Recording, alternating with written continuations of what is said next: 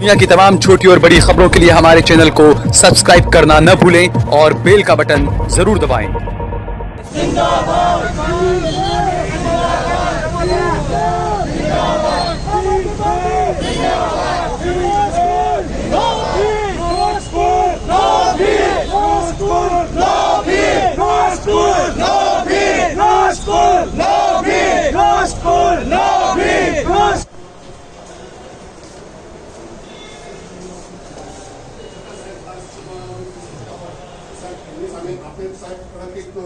સંદેશો આપવો જોઈએ અને સાહેબ કલાક આપણે કંઈક વિધિ કરવી પડશે.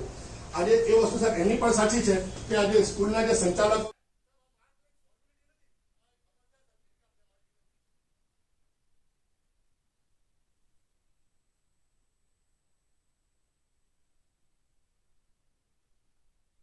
नहीं, इसमें एक बात मुझे थोड़ा ये भी एक सवाल था कि केंद्र सरकार का जाहिरनामा है, बिल्कुल सही बात है, लेकिन ऐसे वक्त में लॉकडाउन 3-4 महीने सब बिल्कुल रोज़गार कुछ नहीं, पैसा नहीं, लोगों के पास में फ़ोन रिचार्ज कराने का तक का पैसा नहीं है। कई स्टूडेंट्स ऐसे हैं जिनके पास में मोबाइल नहीं है, इंटरनेट का पैसा नहीं है, उनको समझ में नहीं आता उनके पेरेंट्स को कि ऑनलाइन कैसे यूज़ होता है, क्या होता है। तो ऐसे में ये कितना कारगर साबित होगा ऑनलाइन पढ़ाई का। और ये कुछ रिसर्च भी इस तरह के आ रहे हैं कि इससे मेंटली जो है बच्चे सीख हो रहे हैं इस वजह से ऑनलाइन से। जो आ बधी वस्तुथी सरकारने अवगत करशुं અને सरकार પાસે हिंदी में ये सभी चीज़ जो आप कह रहे हो वो सरकार को हम भेजेंगे और सरकार के पास जो तज्ञ है इस विषय में वो लोग जो तय करेंगे वो वहाँ से सूचना आएगी वही होगी। अच्छा, फीस को लेके अभी सरकार का कुछ, अभी सरकार की तरफ से ऊपर से जो बातें कही गई है नितिन पटेल साहब की तरफ से, रूपाणी साहब की तरफ से कि फीस नहीं ली जाएगी, लेकिन उसके बावजूद जैसे आम आदमी पार्टी के जो यहाँ पर नेता लोग आए हैं, जो आपसे रजूआत इन्होंने की है, आवेदन आपको दिया है, तो ये एक बड़ी समस्या है। ये ऐसा नहीं है कि पहली बार ही हुआ है, लॉकडाउन के बाद से लगातार जो है वो ये मांगे उठ रही है कि जिस तरीके से आम आदमी पार्टी ने दिल्ली में काम किया है, पढ़ाई वहाँ पर मुफ्त की है, स्वास्थ्य की सेवाएं, दूसरी जो सारी चीज़ें दी है, तो क्या गुजरात मॉडल जो एक बिल्कुल एक नज़ीर पेश कर रहे हैं, क्या यहाँ पर भी ऐसा नहीं होना चाहिए? देखिए, ये सेल्फ फाइनेंस स्कूल जो है उनको फीस ना लेनी ऐसी इंस्ट्रक्शन नहीं दी गई है, लेकिन किसी के ऊपर दबाव ना बनाया जाए, जो पेरेंट्स है उनका नाम न काटा जाए, उसके अगेंस्ट कोई एक्शन ना लिया जाए, तो उस तरीके के इंस्ट्रक्शन दिए हुए हैं। और जब भी हमें पेरेंट्स की कंप्लेंट मिलती है तो हमने उनके जो बच्चे होते हैं जो अभ्यास कर रहे हैं उनका हित ध्यान में रख के ही डिसीजन लिया है और उनको इंस्ट्रक्शन भी किया। लेकिन उसके बावजूद भी कई पेरेंट्स की ऐसी आ रही है इस तरह की।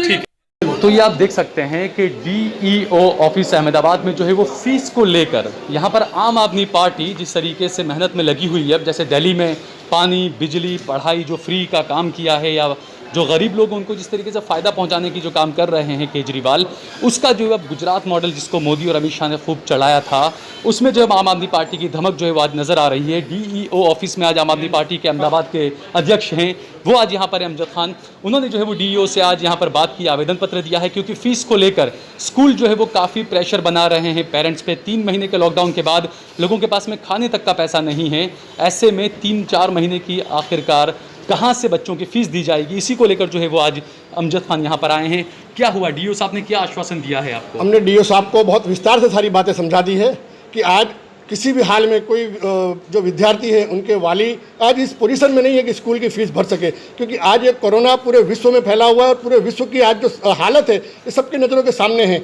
साथ ही साथ जो स्कूल के अंदर वहाँ के शिक्षक हैं, वहाँ के आचार्य हैं और उनके जो खर्चों को लेकर जो स्कूल के अंदर उभराने का जो काम चल रहा है, उसके अंदर जैसा कि आप जानते हैं कि कॉरपोरेशन के अंदर और तमाम जगह पर एजुकेशन सेस जो उगराया जाता है, आज बरसों से ये काम उगराया जा रहा है पैसे एजुकेशन सेस के नाम पर। आज तक कभी कोई खर्च करने का मौका नहीं आया, ये पहली बार सरकार के सामने मौका आया है। तो सरकार से भी विनती है कि सरकार वो तमाम पैसे जो अभी तक उगराए गए हैं उसमें से एजुकेशन सेस के नाम से जो उगराए गए हैं उसमें से स्कूल के संचालकों को, स्कूल की बिल्डिंग को और जो भी उनके अखराजात खर्च हो उसमें वो दे सकते हैं। और वो देने से आज जो स्कूलों ने प्रेशर बना रखा है वालियों पे, बच्चों पे, आज उसके अंदर हमें काफ़ी फायदा हो सकता है। और आज खास हमने साहब को एक अल्टीमेटम भी दे दिया है कि आने वाले दिनों के अंदर, जैसा कि आप जानते हैं कि कोरोना के कारण एक सोशल डिस्टेंसिंग रखना पड़ता है, बावजूद उसके आज आम आदमी पार्टी के साथी लोग अपनी जान का जोखिम लेकर भी आज प्रजा के लिए निकले हैं। आने वाले दिनों में अगर इस काम पे अगर इन्होंने नहीं सोचा, सरकार ने इसके अंदर अगर सही फैसला नहीं लिया, तो आने वाले दिनों में आम आदमी पार्टी के सैनिक, साथी,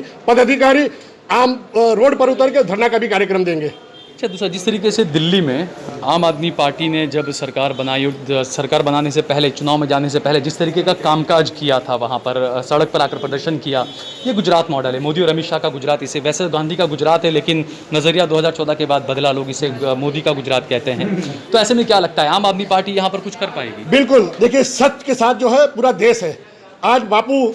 जिस हाल में देश पे उन्होंने काम किया और देश के लोगों को आज़ादी दिलाई, मैं मानता हूं कि कहीं ना कहीं इस वक्त के जो राजकीय लोग बैठे हुए हैं, जो नेता हमारे गण बैठे हुए, कहीं ना कहीं बहक गए हैं। आज उन्होंने झूठ का सहारा लेकर देश को चलाने की जो एक रणनीति बनाई है, उसके सामने हमारा विरोध है। और हमें आशा है कि जिस तरह दिल्ली के अंदर केजरीवाल जी की सरकार आम जनता की सरकार है, आम आदमी की सरकार है, आने वाले दिनों में पूरे हिंदुस्तान के अंदर इसी तरह की सरकार आएगी और प्रजा उनके साथ रहेगी। तो आपकी शुरुआत जो है वो अहमदाबाद से, गुजरात से म्यूनसिपल इलेक्शन लड़ने को लेकर आम आदमी पार्टी की? जी बिल्कुल, ये हमारी कॉर्पोरेशन की तैयारी है और कॉर्पोरेशन के इलेक्शन में हम पूरे अहमदाबाद से हमारे उम्मीदवार को उतारेंगे और इस आशा से उतारेंगे कि हमारे जो नुमाइंदे होंगे वो पब्लिक के नुमाइंदे होंगे और पब्लिक उनको चुनकर पहली बार सत्य काम करने के लिए सच्चे लोगों को आगे जाने का मौका देगी। एक आखिरी सवाल ये जानना था कि अहमदाबाद की जनता आखिर आम आदमी पार्टी पर यकीन क्यों करे?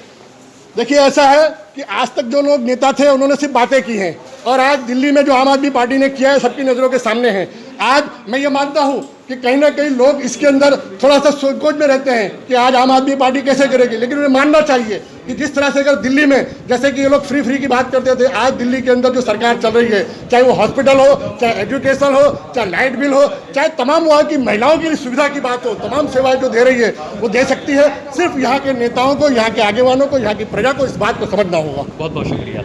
तो जिस तरीके से स्कूल में फ़ीस का मामला, फ़ीस को लेकर, स्कूल की फ़ीस को लेकर लगातार मांगे उठ रही है, क्योंकि कई स्कूल जो हैं वो दबाव बना रहे हैं पेरेंट्स पर कि वो जो है वो 3 महीने की फ़ीस भरे अपने बच्चों की। आप सोच सकते हैं लॉकडाउन में लोगों के पास में पैसा नहीं होता है, ऐसे में फ़ीस कैसे भरी जाए। हालांकि सरकार की तरफ से ये कहा गया है कि सभी स्कूलों से कहा गया है कि वो प्रेशराइज ना करें, दबाव ना डालें पेरेंट्स पर कि वो लोग फ़ीस भरें, लेकिन उसके बावजूद जो है वो आए दिन कई स्कूलों से, कई पेरेंट्स की जो है वो ये फरियाद आ रही है, वो अपील कर रहे हैं कि स्कूल जो है वो उन पर प्रेशर बना रहे हैं फ़ीस भरने को लेकर। आप देख रहे हैं देश लाइव, देश की आवाज़।